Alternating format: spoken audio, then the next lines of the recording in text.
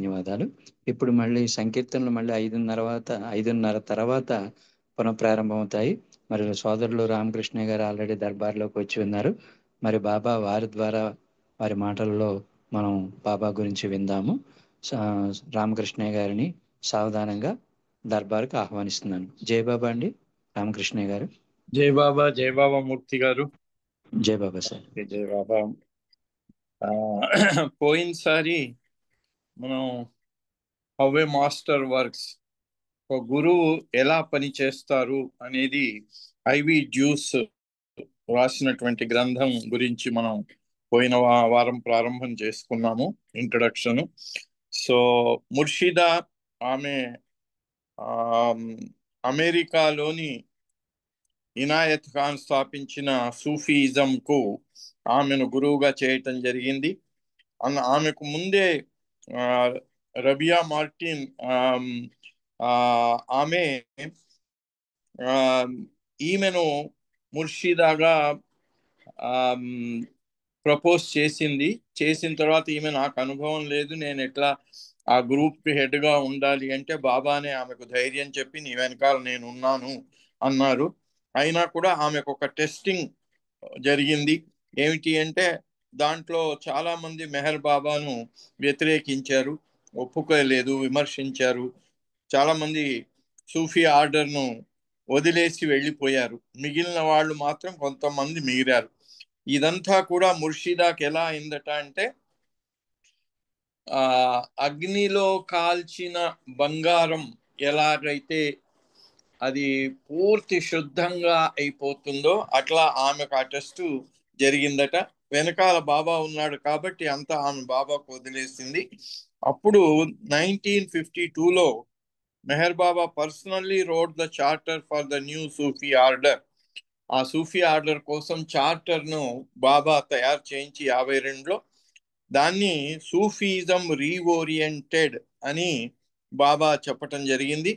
దాని ప్రకారంగా ముర్షిదా ఆమెకు కూడా ఇక బాబా యొక్క ఆదేశానుసారం, అది నిజానికి ఇనాయత్ ఖాన్ స్థాపించిన, నిజానికి సూఫీ ఆర్డర్, సూఫీజం అంటే మనకు ఇస్లాం కంటే కూడా ఒక అడుగు ముందుకు అద్వైతం వైపు.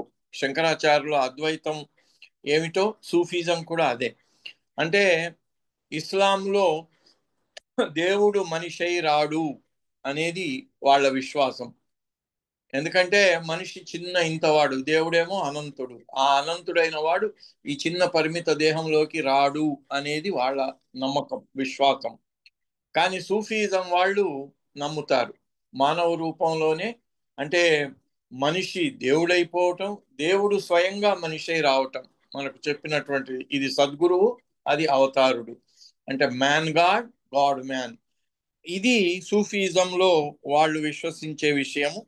సో దీనికి బాబా ఆ సూఫీజం రీఓరియంటెడ్ ఏర్పాటు చేసి ఆమెకు ముర్షిదా ఐవి జ్యూస్కి తన వెనకాల నా సపోర్ట్ ఉంది, నువ్వు యాక్సెప్ట్ చెయ్యి అని ఆమెను ముర్షిదాగా అక్కడ పనిచేయటానికి బాబా ఆమెకు ఆదేశం ఇవ్వటం.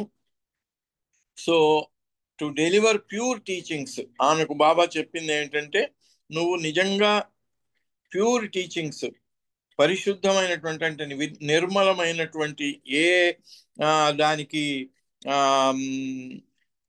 ఎడిషన్స్ డిలిషన్స్ చేర్పులు కూర్పులు ఏమి లేకుండా నువ్వు ఎట్లా బాబా, ఎందుకంటే అది బాబా స్వయంగా డిక్టేట్ చేశారు కనుక మళ్ళీ నేను 700 సంవత్సరాలకు వచ్చే వరకు కూడా దాంట్లో ఏ మాత్రం కలుషితం కాకుండా నేను చెప్పిన వాటిని నువ్వు నిర్మలంగా అట్లాగే అదే పద్ధతిలో అదే విధంగా చెప్పుతూ నీ స్టూడెంట్స్కి ఆ ఆధ్యాత్మిక మార్గంలో ముందుకు వెళ్ళటానికి తోడ్పడు అని ఆమెకు చెప్పటం జరిగింది.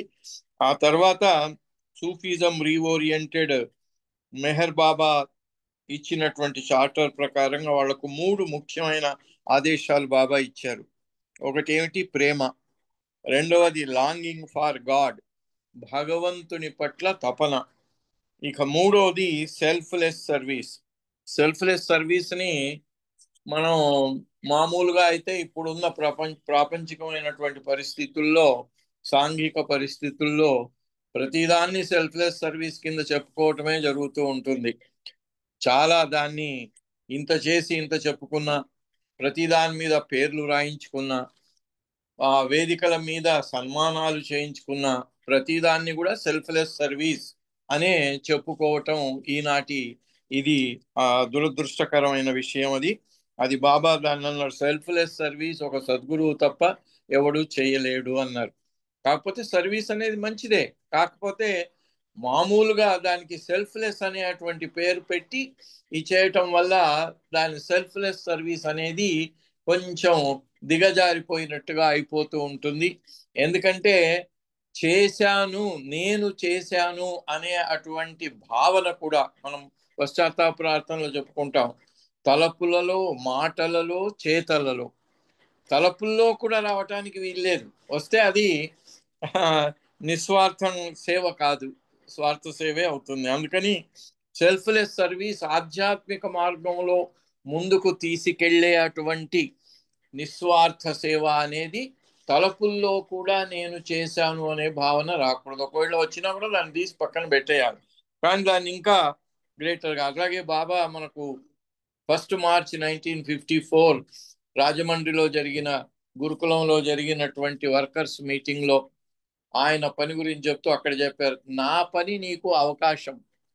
నా పని చేస్తూ నేను బాబా పని చేశాను, నేను చెమటోడ్చాను, నేను రక్తం చిందించాను అని చెప్పుకున్నావు అనుకో, అది బాబా అంటాడు యూ హ్యావ్ లాస్ట్. ఎందుకంటే అది ఎలాంటిది అంటే బాబా అన్నాడు, ఎద్దు బండిని లాగాలంటే ముందు కాడికి కట్టాలి, దాన్ని వెనకాల కడితే ఏముంటుంది, అది బండిని ఎలా లాగుతుంది. అలా నేను అనే అటువంటి భావం వచ్చింది అంటే అది నా పని కాదు, అది నా పని యొక్క లక్షణాన్ని కోల్పోయి అది నీ పనే, నీ స్వార్థమే అవుతుంది, కానీ నా పని కాదు అన్నారు బాబా. అందుకని ఇక్కడ సెల్ఫ్లెస్ సర్వీస్ అనేది, సెల్ఫ్లెస్ అనేది ఎప్పుడు కూడా ప్రేమ. బాబా అన్నాడు, నువ్వు నన్ను ఎంతగా ప్రేమించాలి అంటే నీలో ఉన్న నేను అనేది నువ్వు మర్చిపోవాలి అన్నాడు. అప్పుడే ఆ ప్రేమ అంటే నన్ను ప్రేమించవలసిన విధంగా ఒక మెహరా మాత్రం ప్రేమించింది అని బాబా చెప్పటం జరిగింది. ఎందుకంటే గురుప్రసాద్లో ఈస్ట్ వెస్ట్ గ్యాదరింగ్ జరిగిన రోజుల్లో ఈరిచ్ బాబా పక్కనే ఉండేవారు. వెనకాల కిటికీ వెనకాల పరదా వెనకాల మెహరా కూర్చునేది. మెహరా అప్పుడప్పుడు ఈరిచ్కి కబురు పంపి, బాబా వీపంతా చెమటతో తడిసిపోయింది, కొంచెం శుభ్రంగా తుడువు అని పంపించేది. ఆమె లోపల ఉంది, ఆమె చూడలేదు, ఈరిచ్ పక్కనే ఉన్నాడు.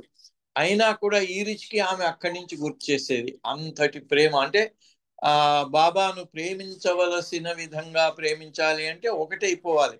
ఒకటి కావాలి అంటే ఎట్లాగా, ఆయన మనం ఒకటి కావాలి అంటే మనలో ఉండే నేను అనేది పక్కకు తొలగితేనే. బాబా దాన్ని యూనివర్సల్ మెసేజ్లో చెప్పాడు, నువ్వు భగవంతుడికి దగ్గరగా వెళ్ళాలి అంటే నేను నాది నావి అనే వాటికి దూరంగా వెళ్ళాలి. దీనికి ఎంత దూరం వెళ్తే అక్కడ అంత దగ్గర అవుతావు దేవుడికి. సో నువ్వు ఈ వీటి నుంచి పూర్తిగా దూరం అయిపోతే దేవుడికి పూర్తిగా దగ్గర అయిపోతావు. సో అట్లా ఇక్కడ సెల్ఫ్లెస్ సర్వీస్ వాళ్ళకి, సూఫీజం వాళ్ళకు కూడా బాబా చెప్పిన 3 అంశాలు: ప్రేమ, భగవంతుని కోసం తపన, నిస్వార్థ సేవ. అయితే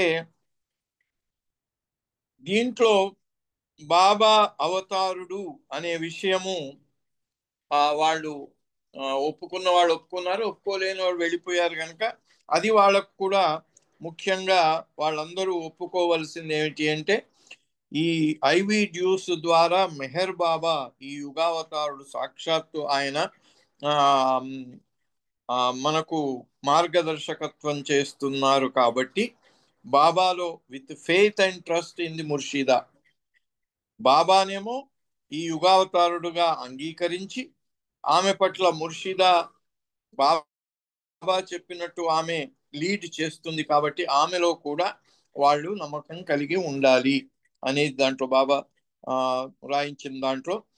తర్వాత సూఫీజం రీఓరియంటెడ్ పబ్లిక్ అంటే మిగిలిన వాళ్ళ దృష్టిలో, ప్రేమికుల దృష్టిలో దాన్ని వాళ్ళ స్థానాన్ని చూపించటానికా అన్నట్లు బాబా ఏం చేశాడు, ముర్షిదా డ్యూస్ కి గాడ్ స్పీక్స్ తో సహా ఆయన ముఖ్యమైన పుస్తకాలన్నిటిని కూడా ఎడిట్ చేసి ప్రింట్ చేసే పని వాళ్ళకి ఇచ్చారు. అందుకని ఇప్పటికి కూడా గాడ్ స్పీక్స్ యొక్క ఆ వాళ్ళ రైట్స్ అన్ని కూడా సూఫీజం దగ్గర ఉన్నాయి.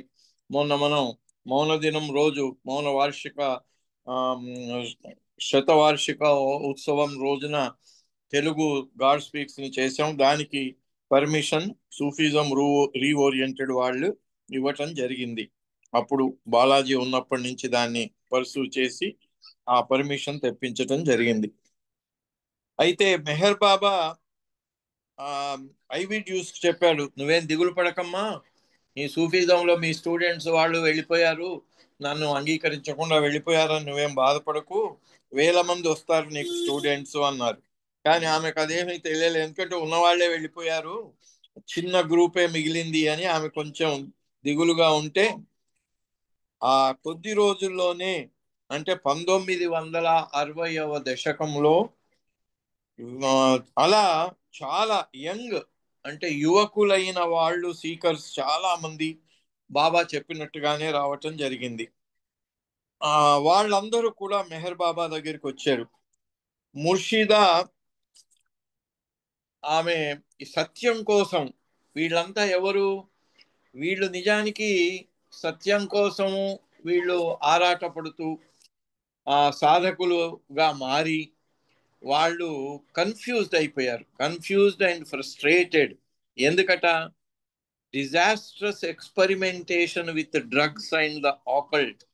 అయితే వీళ్ళందరూ కూడా దారి తప్పిపోయారు. ఏం దారి తప్పిపోయారు, ఈ డ్రగ్స్ అంటే మాదక ద్రవ్యాలు సేవించటం ద్వారా వచ్చే అనుభూతులే ఉన్నాయో ఆ అనుభూతుల ద్వారా ఆధ్యాత్మిక మార్గంలో ఉన్నత స్థాయిలకు వెళ్ళిపోవచ్చు, ఉన్నత చైతన్యాన్ని పొందవచ్చు అనేటువంటి ఒక తప్పుడు అభిప్రాయానికి లోనై అలా చాలా గ్రూప్ అక్కడ వెస్ట్లో ఇది చాలా అప్పుడు 1960వ దశకంలో చాలా ఉధృతంగా జరిగింది ఇది. అయితే దీనికి బాబా వెస్టర్న్ వాళ్ళను, ఇది ఈ ఇంట్రడక్షన్ రాసినటువంటి ఆలన్ కోహన్ పిహెచ్డి ఆయన దాదాపు 800 కాలేజీలు స్కూళ్ళు అన్ని చోట్లకు వెళ్ళి ఈ డ్రగ్స్ ఇది ఇహపరంగా కానీ పరంగా కానీ ఇహంగా కానీ రెండు రకాలుగా కూడా మెటీరియలిస్టిక్ ఆర్ స్పిరిచువల్లీ ఇది అనర్థదాయకమే కానీ దీనివల్ల ఏమి లాభం లేదు అని బాబా చెప్పిన సందేశాల ఆధారంగా అంతమందిని 1000 మంది స్టూడెంట్స్ని వాళ్ళను అడ్రస్ చేసి వాళ్లకు ఆ విషయం చెప్పి దాని నుంచి వాళ్లను దూరం చేసి ఆ డ్రగ్స్ మాదక ద్రవ్యాలు తీసుకోవటం అనే అటువంటి ఆ పద్ధతి నుంచి దూరం అయిపోయి నిజంగా ఆధ్యాత్మిక పరంగా మీకు అనుభూతి కావాలంటే రండి మెహర్ బాబా దగ్గరికి అనే అటువంటి పనిని నిర్వహించటంలో ఈ ముర్షిదా ఐవి డ్యూస్ కూడా ప్రముఖ పాత్ర వహించింది. దీనికి ఇప్పుడు ఇంట్రడక్షన్ రాసినటువంటి ఆలన్ కోహన్ అలాంటి బాబా ఎంచుకున్నటువంటి ఓ గ్రూప్ అంతా కూడా చాలా అవిరామంగా బాగా పనిచేశారు అక్కడ, ముఖ్యంగా కాలేజ్ స్టూడెంట్స్ ని ఎడ్యుకేట్ చేయటానికి. అయితే ఈ ముర్షిదా the self-indulgence and the rebellious values of these young seekers demonstrated how true discipline under the avatar can produce much greater satisfaction than any so-called freedom. అయితే ఎలా ఈ ఫ్రీడమ్ అనే ఆ నెపంతో వీళ్ళందరూ మాదక ద్రవ్యాలను వాడుతూ అలా చేసేది అది తప్పుడు మార్గము, మీరు అవతారుణ్ణి అనుసరించినట్టయితే మీకు నిజమైనటువంటి క్రమశిక్షణ కానీ నిజమైనటువంటి ఆనందం కానీ నిజమైన సంతృప్తి కానీ జరగాలి అంటే అవతారుణ్ణి అనుసరించండి అని చెప్పటం జరిగింది. Emphasis has been teaching students how to love and follow the avatar in his way, not just in their ways. వాళ్ళు అనుసరించేటువంటి మాదక ద్రవ్యాలు సేవించి ఆ వచ్చే అనుభూతిలో దాంట్లో ఏదో వాళ్ళు పై లోకాలకు వెళ్ళిపోతున్నాం అన్నట్టుగా ఆ భ్రాంతిలో ఉండే వాళ్ళందరినీ కూడా కాదు, అది తప్పు. ఇది మీరు మామూలు జీవితాలు గడుపుతూనే మీరు ఈ అవతారుణ్ణి అనుసరిస్తే సరి అయిన మార్గంలో వెళ్తారు అనే అటువంటి ఆ బాబా యొక్క ఆదేశాన్ని, బాబా యొక్క పని, ఆమెకు అప్పగించిన పనిని ఆమె అలా చేసిందట. అందుకని ఆమె ఐవి జ్యూస్ ఏదో స్టీరియో టైప్ గురువులాగా కాకుండా ఆమె this humble and charming lady appears an unlikely guru informally addressing a group of Meher Baba lovers, she herself observed. ఆ మెహర్ బాబా లవర్స్ అందరికి కూడా ఆమె లీడర్షిప్ తీసుకొని ఆమె ఇలా చెప్పిందట. వాళ్ళకి ఏమని చెప్పిందట? I am sure that for those of you who have not met me, I must be the last word in contradicting any of your preconceived ideas of what a Guru should look like. ప్రతి వాళ్ళకు ఉంటుంది గురువు ఎలా ఉండాలి అని. N V Satyanarayana గారు కూడా చెప్తారు, భగవంతుడు అంటే ఏంది, ప్యాంటు చొక్కా ఈ కోట్ వేసుకొని ఈయనేంది భగవంతుడు, భగవంతుడు ఇలా ఉంటాడా అని మొట్టమొదటి అభిప్రాయం ఆయనకి. అలాగే ఇక్కడ ఐవి జ్యూస్ ఓ గురువు అంటే ఎలా ఉంటాడు అనే అటువంటి ఆ అభిప్రాయాన్ని తీసుకొని ఆమె I think I'm most disappointing that way because although it has only been a few years since Americans have gotten the idea that there is such a thing as a master or a guru. అసలు గురువు అనేవాడు ఒకడు ఉంటాడు, ఆధ్యాత్మిక మార్గంలో ముందుకెళ్ళటానికి గురువు సహాయం అవసరము అనే విషయాన్ని గుర్తించడానికి కూడా అమెరికా వాసులకు చాలా టైం పట్టిందట. They certainly picture them with long hair and robes. అయితే బాబా న్యూ లైఫ్ లో పెట్టినటువంటి రోప్స్, పెద్ద ఆ రోప్స్ చాలా పొడుగాటి వెంట్రుకలు, ఇవన్నీ వాళ్ళు ఊహించుకుంటారట. I can only apologize and say that even Baba had a little old lady for his master and that ought to comfort you a little. The Baba కూడా గురు ఎవరు, హజరత్ బాబా జాన్, ఆమె ఉండింది కదా ఓల్డ్, ఆమెను ఇక్కడ ఉదహరిస్తూ చెప్తుంది, I do not even pretend to any great spiritual stature. I am just sort of the hammer in Baba's hands and let him wield it the way he wants to. అయితే నేను గురువును అని ఎప్పుడు ఆమె, నాకేదో గురుస్థానం మీరు ఇచ్చారు కాబట్టి నేను గురువును అని ఆమె అసెప్ట్ చేయలేదట. ఎప్పుడు చేయకుండా నేను బాబా చేతిలో సుత్తిని, ఆయన నన్ను ఏ రకంగా కావాలంటే ఆ రకంగా వాడుకోవచ్చు అని ఐవి జ్యూస్ ఆ సూఫీ స్టూడెంట్స్ కి చెప్పటం జరిగింది. అట్లాగే యాజ్ ఏ గురు ఆమె మరి గురుస్థానం ఇచ్చారు కదా అక్కడ. The results of her work or already scene as immensely impressive. ఆమె చేసిన పని మాత్రం బాబా ఆశించిన విధంగా అట్లాగే జరిగింది. She has drawn A remarkable diversity of aspirants. ఆమె ఎంతో మంది రకరకాలైనటువంటి జీవన విధానాల్లో ఉండే వాళ్ళందరినీ బాబా వైపు ఆకర్షించింది. ఆల్రెడీ నంబరింగ్ ఇన్ థౌజండ్స్, బాబా చెప్పినట్టుగా వేల సంఖ్యలో యువకులు అందరూ అన్ని రకాల వాళ్ళు బాబా దగ్గరికి రావటం జరిగింది. Small group of initiated Sufis, సూఫీజంలో వాళ్ళు ఇనిషియేట్ చేసుకొని ఆ గ్రూపుతో జాయిన్ అయిన వాళ్ళు కొద్దిమంది అయినా కూడా ఫ్రెండ్స్ ఆఫ్ సూఫీ స్టూడెంట్స్, ఆ సూఫీ స్టూడెంట్స్ ఎవరైతున్నారో వాళ్ళ ఫ్రెండ్స్, రిలేటివ్స్, వీళ్ళందరూ కూడా remarkable positive changes in there personal and spiritual qualities over the years. అనేక సంవత్సరాలుగా వాళ్ళు వీళ్ళ ద్వారా తెలుసుకొని వాళ్ళలో చాలా చేంజ్ వచ్చిందని చెప్తూ, working on various projects this varied collection, అంటే ఈమె ఎంతమందికి బాబాను పరిచయం చేసి బాబా వైపుకు ఆకర్షించిందంటే, ఫిజిషియన్స్, డాక్టర్లు, లాయర్స్, అడ్వకేట్లు, కాలేజ్ ప్రొఫెసర్స్, క్రియేటివ్ ఆర్టిస్ట్, హౌస్ వైఫ్స్, carpenters, Arabs, Jews, business people, students, grandmothers etcetera. ఇలాంటి అన్ని రకాలైనటువంటి వాళ్ళల్లో బాబా పట్ల వాళ్లకు ఆసక్తిని కలిగించి బాబా అవతారుడు అనే విషయం చెప్పి వీళ్ళందరినీ కూడా బాబా వైపుకు ఆమె ఆకర్షించింది. Has elicited comments from neutral observers such as I have never met such a cheerful group radiating such love and selfless service. అయితే చాలా మంది వీళ్ళని చూసి వెస్ట్ లో ఒకళ్ళకొకళ్ళు సహకరించుకోవటమే చాలా కష్టం. ఎవరి అంతా ఎవరికి వారే యమునా తీరే అన్నట్టుగా ఉంటుంది వెస్ట్ లో.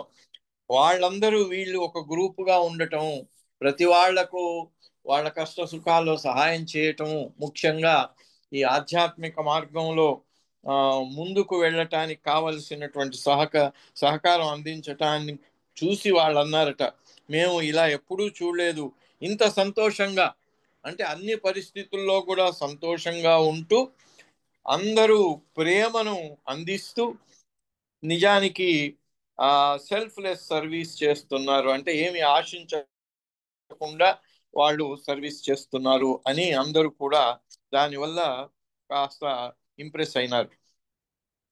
అయితే ఈ ఈ రకంగా అందరు ఇంప్రెస్ అయ్యి చేసిన తర్వాత when she is distinguished from other devoted Baba lovers by special praise or personal admiration, ఆమె ఎవరైనా కొంచెం గొప్పగా పొగిడిన ఇచ్చేసిన అప్పుడే ఆమె చాలా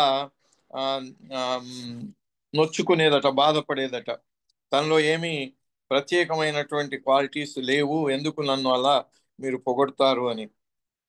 growth of her order to the master, ఆమె అన్నది నాలో ఏమి గొప్ప లేదు, నాలో ఏమి, నేను కేవలం మాస్టర్ చేతిలో హ్యామర్ అన్నారు కదా ఆమె, బాబా చేతిలో సుత్తిని మాత్రమే అన్నారు. అయితే అందుకని ఆమె అన్నిటినీ కూడా చాలా సహనంతో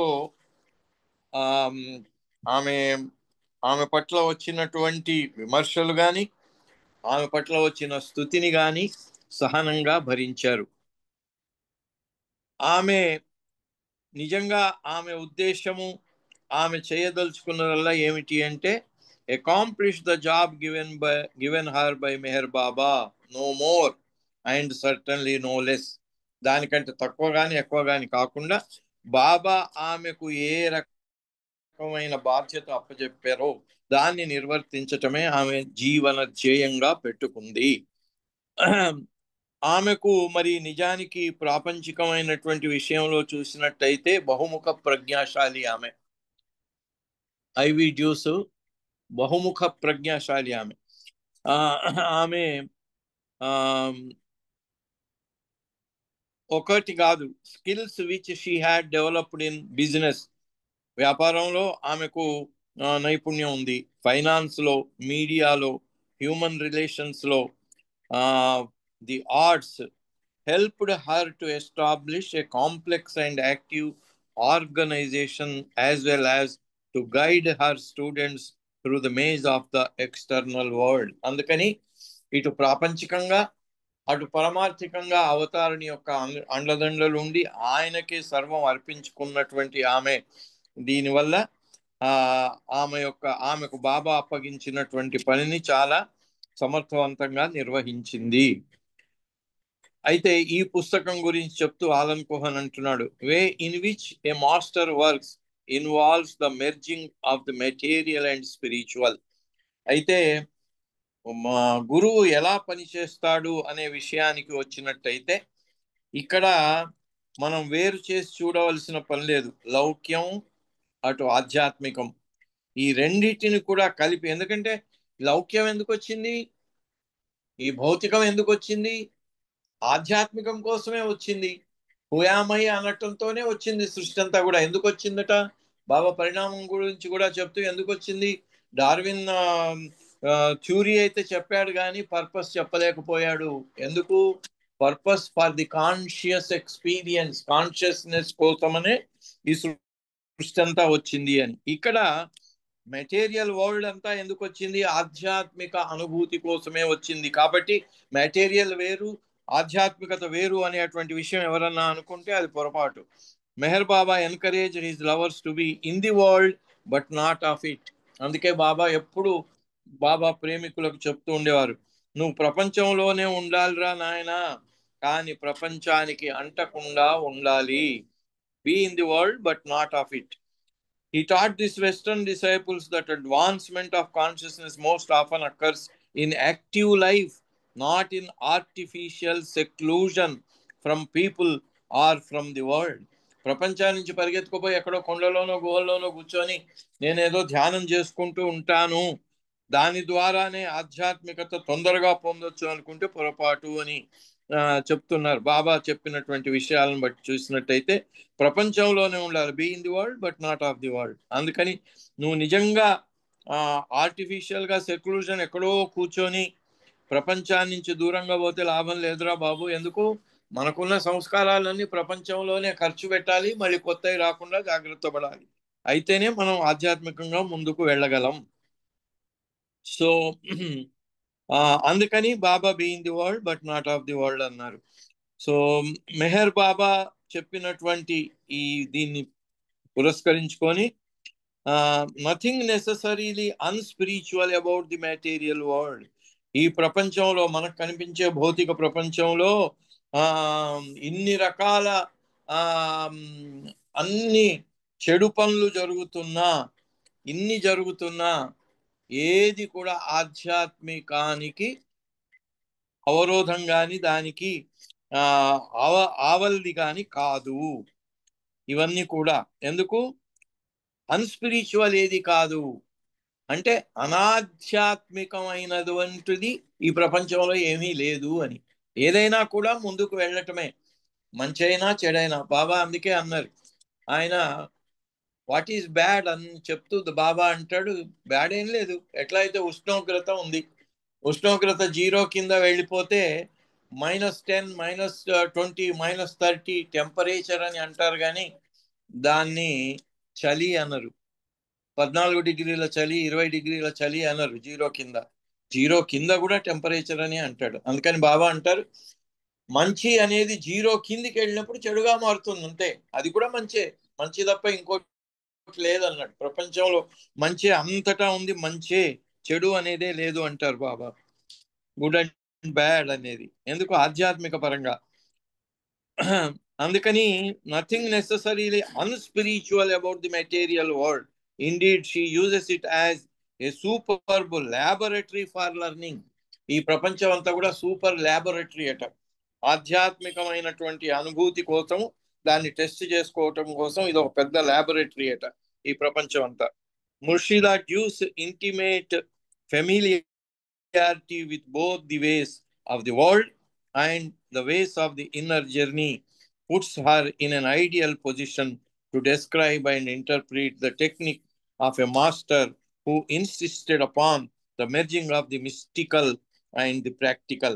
అందుకని ఇక్కడ బాబా ఎప్పుడు కూడా ప్రాక్టికల్ స్పిరిచువాలిటీ గురించే చెప్పారు. అందుకనే be in the world but not of the world అని చెప్పింది. సో ఇక్కడ ఏదో ప్రపంచాన్ని వదిలిపెట్టి వెళ్ళి ఎక్కడనో దూరంగా ఉండి ఏకాంతంగా ఉండి సాధిస్తాను అనే దానికంటే ప్రపంచంలోనే ఉంటూ దాని కంటకుండా ఉండి సాధించడం అనేది మోర్ ప్రాక్టికల్ అంటున్నారు. హవే మాస్టర్ వర్క్స్ అంటే ఈ పుస్తకం యొక్క heading how a master works is an authentic book. దీనికోసం గురువు గారు తన దగ్గరికి చేరిన సాధకులందరి ద్వారా ఎలా పనిచేస్తారు, వాళ్ళని ఎలా ముందుకు నడిపిస్తారు అనే దానికి ఈ పుస్తకం ఒక ప్రామాణికమైంది అని చెప్తూ, it catalogues first hand precisely and authoritatively the actual working methods of Meher Baba. Meher Baba ఇక్కడ ఆమె ఎంచుకున్నారు, ఆమె గురువు దైవం అంతా మెహర్ బాబానే కదా. అందుకని ఆయన చేసే అటువంటి పని, దాని యొక్క అధికారం, దాని బాబా అనుసరించే అటువంటి పద్ధతులు అన్నీ కూడా ఈ పుస్తకంలో ఆమె చాలా చక్కగా చెప్పటం జరిగింది. It includes incidents and excerpts never before published. కొన్ని దీంట్లో ఉన్నటువంటి సంఘటనలు కానీ ఉదాహరణలు కానీ ఇంతకుముందు ఏ పుస్తకంలో కూడా రానటువంటి దీంట్లో ఉన్నాయి అని చెప్తున్నారు రాలనుకోవాలి.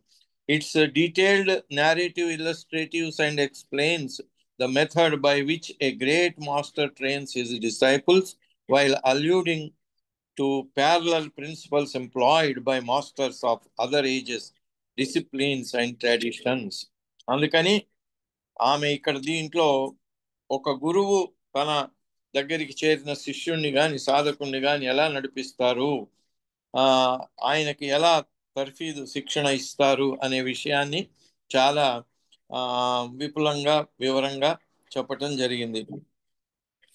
అయితే ఇంతకు ముందు గత యుగాల్లో కానీ గత కాలాల్లో కానీ చేసిన దానికంటే భిన్నంగా ఇది మెహర్ బాబా అనుసరించినటువంటి పద్ధతుల గురించి ఆమె ఇక్కడ హవ్య మాస్టర్ వర్క్స్ అంటే ముఖ్యంగా ఆమెకు గురువు దైవం అంతా ఆయన మెహర్ బాబా యొక్క పద్ధతులను బాబాతో ఆమెకు ఉన్న సంబంధాన్ని ఈ పుస్తకంలో ఎక్కువగా ఆమె వివరించటం జరిగింది. సో ఇది మళ్ళీ సమయం అయింది కాబట్టి మళ్ళీ నెక్స్ట్ వీక్ మళ్ళీ కంటిన్యూ చేద్దాం. ఇంకా కొత్త ఇది ఇంట్రొడక్షన్ ఇంకా కొంచెం ఉంది. ఇది అయిపోగానే మనం టెక్స్ట్ కి వెళ్ళిపోవచ్చు. అవతార్ మెహర్ బాబా కి జై. జై బాబా మూర్తి గారు. జై బాబా అండి. రామకృష్ణ గారు చాలా చక్కటి విషయాన్ని తెలియజేశారు. మీకు జై బాబాలు, ధన్యవాదాలు. ఇప్పుడు సంకీర్తనకు వెళదామండి. విశాలి గారిని ఒక చిన్న సంకీర్తన చేయవలసిందిగా కోరుతున్నాను. తర్వాత ఎం నాగమణి గారు, పుష్పలత గారు సిద్ధంగా ఉండాలి. जय बाबा साहब। अवतार मेहर बाबा की जय। मेहरावतार स्वरूपम महि परमात्म स्वरूपम मेहरावतार स्वरूपम महि परमात्म स्वरूपम मरिरादोई तरुणम